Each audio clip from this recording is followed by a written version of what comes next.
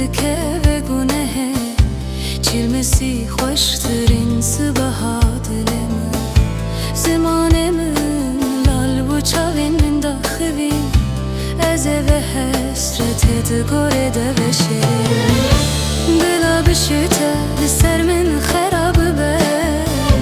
ev dünyaya göre tehez ne kirzalım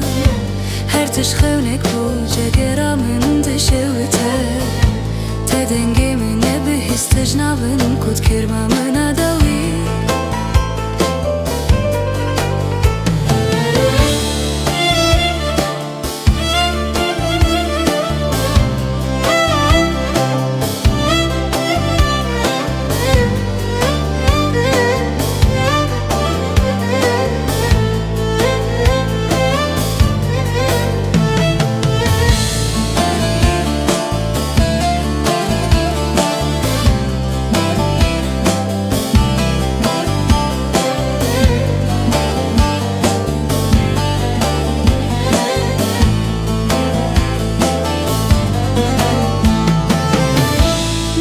فیلمک که در باز بون سال بپاره من دست بی بونه و شوین تاری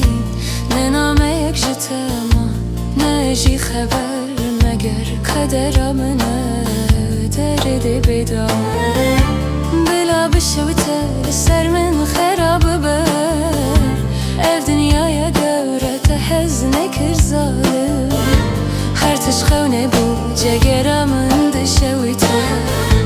te dengemin ne bihis te janamın kut kirbe mana davi